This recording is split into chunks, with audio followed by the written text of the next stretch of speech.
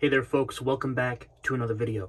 Today we're going to be taking a look at the SH Figuarts Spider-Man No Way Home, the Amazing Spider-Man figure. So without further ado, let's get into it.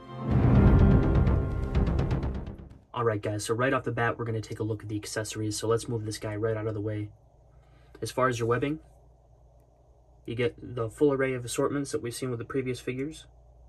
This time around it's a little bit more of a milky, translucent color as opposed to a straight up translucent like we've seen with Toby and Tom. So this time it's got a little bit of a cloudy effect. It's got a nice amount of detail in there. I do like these webbings. I'm not the biggest fan of the angle on this swinging web. I think it's a little bit limiting, but I do like them overall because they're nice and strong. They don't really bend or warp in the package, so that's nice. You get your longer thwipping webs, and then you get two short thwipping webs. We've seen these before. And if you have the Into the Spider-Verse figures, or Across the Spider-Verse figures rather, you've seen these there as well. As far as your hands, you get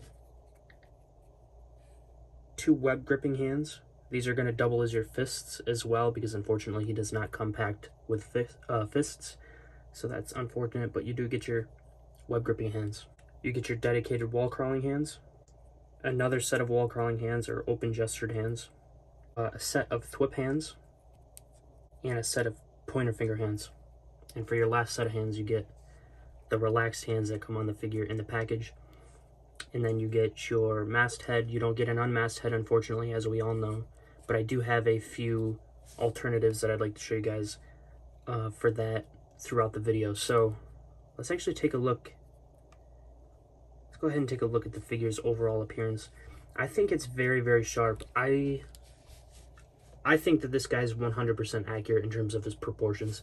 I will throw up a picture there so you guys can see where I'm coming from. I've seen some folks say that the proportions on this guy aren't very accurate. Completely ridiculous. Now, I do want to mention that there is one inaccuracy that I have taken care of already, and that's the length of the neck.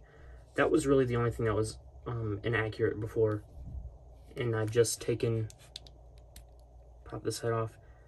This piece is normally connected with that one, and there's a little bit of plastic in the middle. I just trimmed that out. This is no longer connected. You can just pop this out. I probably should glue this back together, but I haven't done that yet. But you can just put that right in there. But it's just a little bit of plastic that connects this whole thing, and you just trim it out. Heat it up, take it out, and trim it. That's what it looks like on the top. So this would just run all the way through. Just trim a little bit of plastic and get the head a little bit shorter. Works out nicely. But actually, let me go ahead and show you some of the alternatives for an unmasked head right now. If you have the Mafex figure, this head doesn't look too bad once it's repainted. It's a few years old now, so I could probably go back and do it again, but this figure doesn't look too bad with the Mafex unmasked head on there. If you have the Toby figure, you can use his spare neck, or his unmasked neck, with the Marvel Legends figure. These two combined look pretty well. I wouldn't use this head with the actual neck that it comes with, because it's got a bit of a pencil neck, so it doesn't really look that good. It makes the head look bigger than it is. With these two combined, I think they look pretty sharp. That doesn't look that bad. You'd want to use some tack or something like that. So, yeah. But getting the figure back together, I think this guy is very, very solid. He's definitely the best...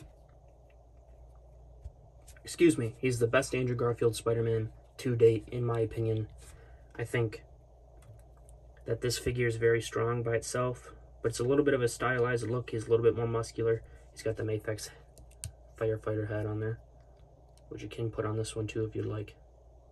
But I think that the overall look of this SH Figuarts figure is the most accurate. It's got some beautiful paint. It's just great articulation all around. Doesn't come with the same accessories that you get with the other two in the line, but I think as a base figure, it's the best. It's the strongest. The crotch gap, or the crotch here, this is the best well put together. The Toby's is a bit loose, and then this one's a bit weird looking. In my opinion, as a base figure, this one's the strongest. It doesn't really have any weak joints or anything like that. The shoulders are a little bit odd on the way they're constructed. It makes it a little bit limiting because sometimes when you use the butterfly joints, his shoulders get really wide. So that's a bit of a drawback. And there's a bit of a paint rub on the top of the shoulders. So that's unfortunate. And then I have some down here as well. So the figure's not perfect, but I think the base figure is better than the Toby and the Tom in the series. So that's just my personal opinion. As much as I love that Toby figure, it gets very frustrating. He's got very loose ball pegs on the wrist. He's got a loose crotch. Even his diaphragm joint's a little bit of a pain. That's one of the things I really like about this guy is his diaphragm joint. The pieces are really thin, so you can get that looking almost seamless. That's one of the gripes I have with this guy is his rib cage always sticks out really far, and you can't really smooth it out at all. This guy looks really solid when you push that up, because you can adjust it so there's more of a gap because of the articulation. You can push that right up against there and it looks really nice. But the overall look of this guy, the texturing, it's got more of a bumpy texture, almost like Killmonger. So it doesn't really have the same brick pattern that we're used to seeing, but it's largely the same idea. And you got the seams running throughout the suit.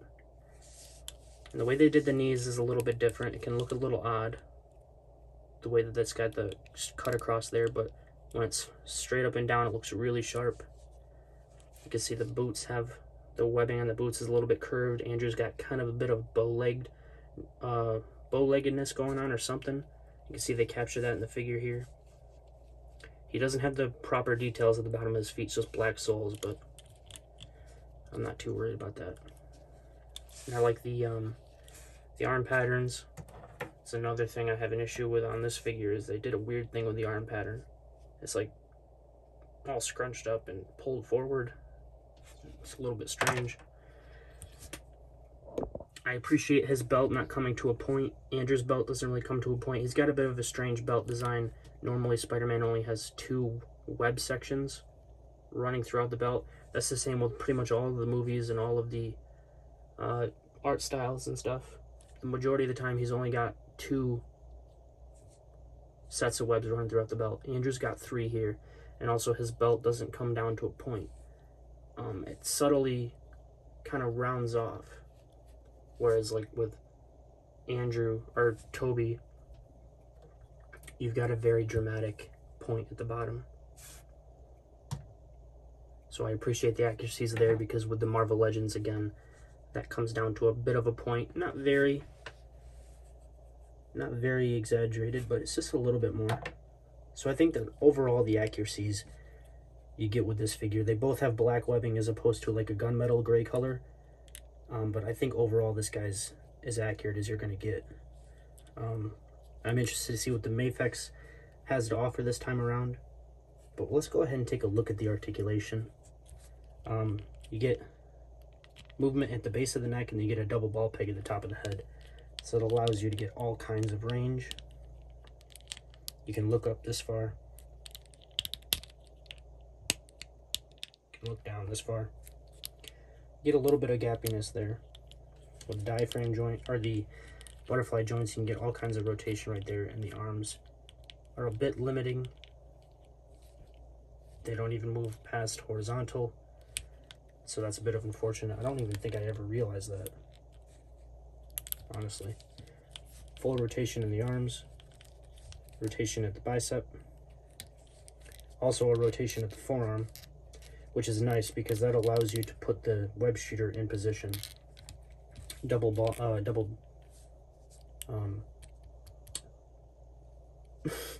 elbow joint, wrist rotation. You can get that in any sort of configuration that you want. And with the combined waist and diaphragm joint, you can get him to crunch forward this much, crunch forward or back not much at all, get a lots of leaning, and then of course you can rotate at both of those. The legs move out splendidly like that, and then the legs move out horizontally, move back horizontally. thigh cut. Double jointed knees work out very nicely. Ankle rotation, and then you get the ankles move down all the way up a decent amount, and you get toe articulation. They got these little caps on there this time around. They keep the texture going. I don't think it's super necessary, but I appreciate them trying some engineering. Like I said in this video, they've done some stuff to try to, they've done new things with the piece inside the arm and then the pieces on the ankles. They're trying new stuff. They're trying to get the figures to look as seamless and as gapless as possible. So I appreciate that. But yeah, guys, I think this dude is really solid. I really, really enjoy this figure. And Andrew's my second favorite Spider-Man. I love all three of them, but I do give the edge to Andrew over Tom. And it's just nice to have a really solid Andrew Garfield Spider-Man figure in the collection. I think he's got a little bit better luck than Tobey does in that regard, because this guy's really solid. Unfortunately, you don't get the unmasked head or the fisted hands, but there's amazing customizers out there that are giving you the option to do that. If you have the Mafex, you can use his fists. They're just a little bit oversized, and they probably need a repaint like that. As far as unmasked heads, I think you got a couple of good options. If you get this guy repainted or get a custom head, or you can use this one. You've got options out there, folks. Just got to be creative.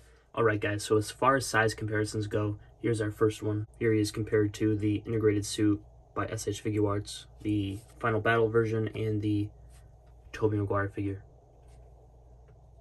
Here he is compared to the two most recent Marvel Legends Andrew Garfield figures for No Way Home. Here he is compared to the original Marvel Legends on the left and the Mafex on the right. He's not broken. I'm working on trying to give him some sturdier shoulders, so that's what's going on with him.